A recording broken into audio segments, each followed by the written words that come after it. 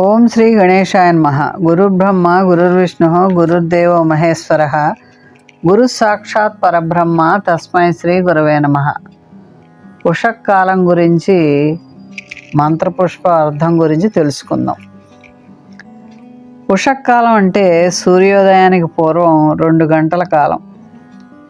నిత్యంలో ఏ వైదిక కర్మకాండ ఆచరించాలన్నా ఆగమశాస్త్ర ప్రకారం ఏదైనా పూజ నిర్వహించాలన్నా కూడా ఉషకాలంలోనే వారం తిథి మార్పును గూర్చి సంకల్పంలో మనం ఉచ్చరించాలి. అటువంటి ధర్మాలు బ్రాహ్మణులకు ఉన్నాయి కాబట్టి బ్రాహ్మణులైన అర్చకులు ఉషకాలంలో సంధ్యావందనాదులు ఆచరించి కానీ దేవాలయం తిరగకూడదు. రామాయణ బాలకాండ 23వ సర్గలో విశ్వామిత్రుడు రామలక్ష్మణుల్ని గంగా సరయూ నదీ తీరంలో నిద్రలేపే సందర్భంలో కౌసల్య సుప్రజ రామ పూర్వ సంధ్యా ప్రవర్తతే ఉత్తిష్ట నరసార్థూల కర్తవ్యం దైవమాన్నికం అని నిద్రలేపుతాడు. దేవునికి చేసే పూజల్లో 16 ఉపచారాలు ఉంటాయి.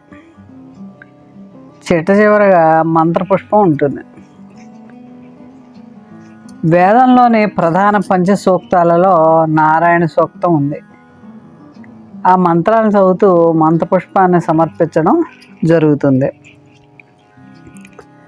ఆవాహనం, సింహాసనం, పాదాలకి పార్జ్యం ఇవ్వడం, హస్తాలకు అర్ఘ్యం ఇవ్వడం, ఆచమనం, మధుపర్కం, స్నానానికి జలం, వస్త్రం, యజ్ఞోపవీతం ఇవ్వడం, చందనం సమర్పించడం, కస్తూరి తిలక ఇవ్వడం, స్వర్ణాభరణాలు ఇవ్వటం, నైవేద్యం, తాంబూలం ఇలా ఇచ్చిన తర్వాత ఆఖరణ మంత్రపుష్పాన్ని సమర్పిస్తాం. ఇలా బ్రాహ్మణులు నిత్య పూజలు చేసిన తర్వాత క్రతువులు, యాగాలు, యజ్ఞాలు ఇవన్నీ కూడా చేస్తూ ఉంటారు. క్రతువుకి, యాగానికి, యజ్ఞానికి తేడాలు ఏంటో తెలుసుకుందాం.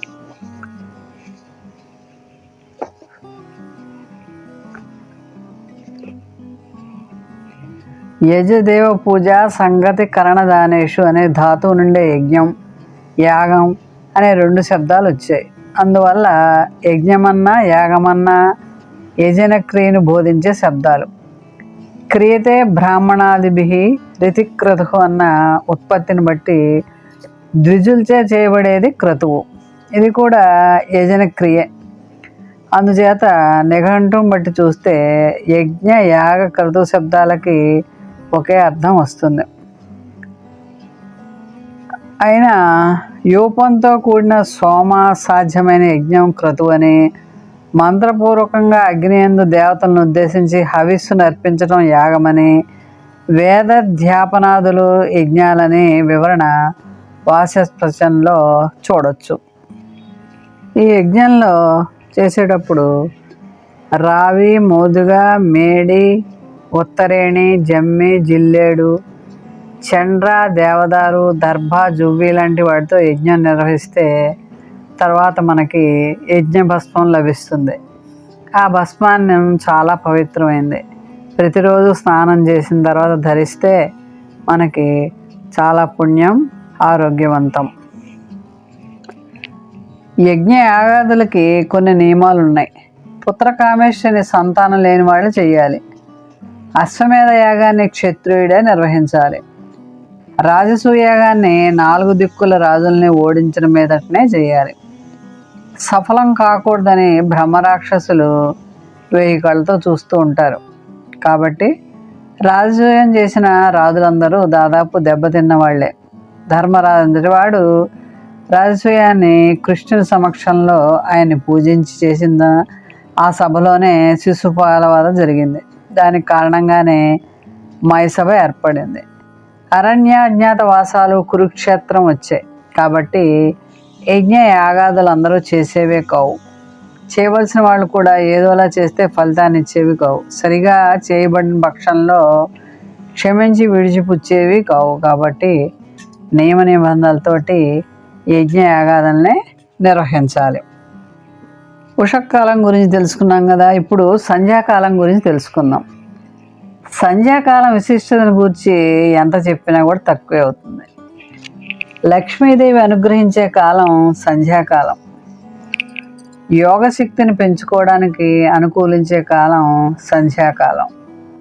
అటువంటి సంధ్యాకాలంలో వీలైనంత శుచి, శుభ్రత, ప్రశాంతతలు పాటిస్తే మనిషికి జీవనం చాలా చక్కగా నడుస్తుంది.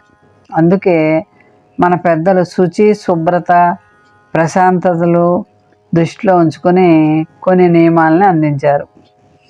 ఉభయ సంధ్యల్లోనూ మనం మన నివాస పరిసరాలు శుభ్రం చేయటం, స్నానాదిగాలు పూర్తి చేయటం, ఉభయ సంధ్యల్లోనూ దీపారాధన చేయటం, అవకాశం ఉన్నంత వరకు దైవారాధన చేయటం, ధ్యానంతో, మౌనంతో ప్రశాంత చిత్తం కోసం మెడిటేషన్ చేయటం వంటివి ఏర్పాటు చేశారు.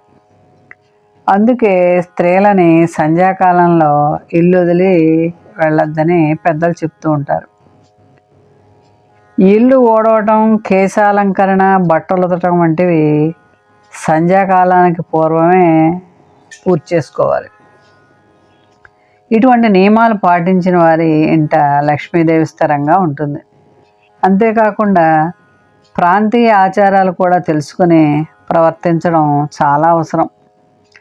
ప్రాతఃసంధ్యల్లో ఇంటి దగ్గర ముగ్గు, ఇల్లాలు వేయటం, సాయం సంధ్యలో తులసి దగ్గర దీపం వెలిగించడం ద్వారా కుటుంబ సమస్యలన్నీ తీరుతాయి, స్త్రీకి సౌభాగ్యం లభిస్తుంది, భర్తకి ఆరోగ్యము, మనశ్శాంతి కలుగుతుందని మన పెద్దలు చెప్పారు.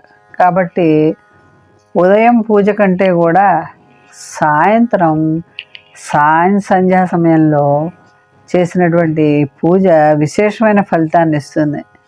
అందువలన సంధ్యా సమయంలో తులసి కోట వద్ద పద్మాన్ని ముగ్గు వేసి దానిలో దీపారాధన ఉంచి నైవేద్యంగా పటిక బెల్లాన్ని నైవేద్యం పెట్టి లక్ష్మీదేవిని ప్రార్థిస్తే గనక ఆ కుటుంబం అంతా ఆయురారోగ్య ఐశ్వర్యాలతోటి ఉంటుందని మన పెద్దలు చెప్పారు.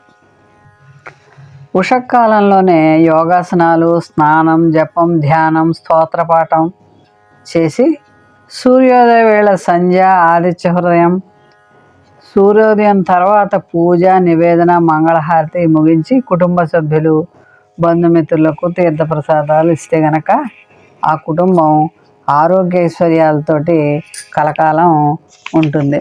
కాబట్టి దీపారాధన అనేది చాలా ముఖ్యమైన విధి. కాబట్టి సాయం సంధ్యలో తులసి కోట వద్ద తప్పనిసరిగా దీపారాధన చేసి ఆ లక్ష్మీ అనుగ్రహాన్ని పొందొచ్చు.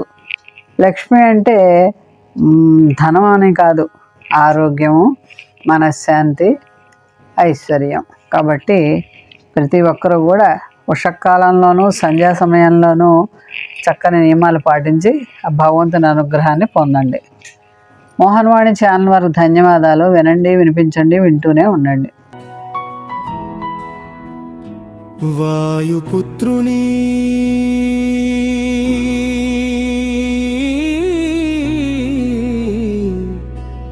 రామభక్తుని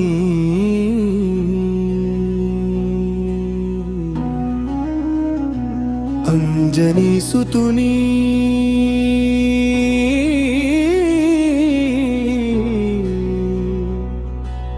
చిరంజీవిని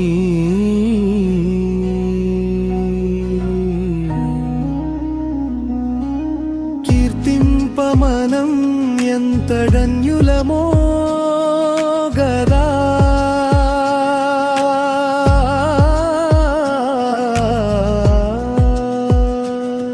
సంపూర్ణ హనుమద్దివ్య చరితామృతం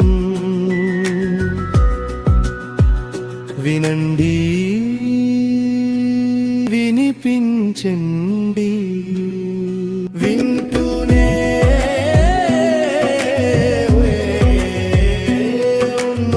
ఉండండి.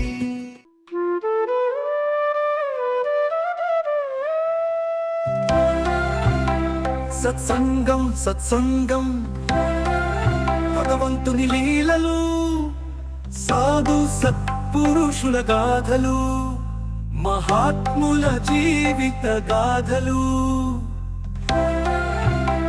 భగవంతుని తత్వం తెలుసుకునే ప్రయత్నమే సత్సంగం. ఈ సత్సంగం వినండి, వినిపించండి, వింటూనే ఉండండి. సత్సంగం, ఈ సత్సంగం.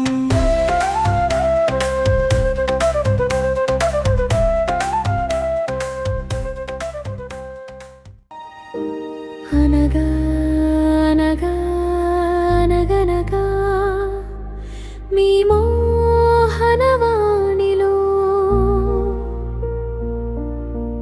పొడుగు కథలు, పొట్టి కథలు వినండి, వినిపించండి,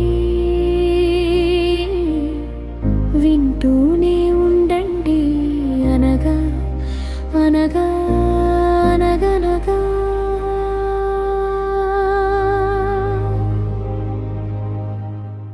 మన మోహనవాణి కార్యక్రమాలు మీకు నచ్చినట్లయితే వెంటనే ఒక లైక్ చేయండి, అలాగే కామెంట్ చేయండి, ఎక్కువ మందికి షేర్ చేయండి. సబ్స్క్రైబ్ చేసుకోకపోతే వెంటనే మన ఛానల్కి ఇప్పుడే సబ్స్క్రైబ్ చేసుకోండి. ధన్యవాదాలు.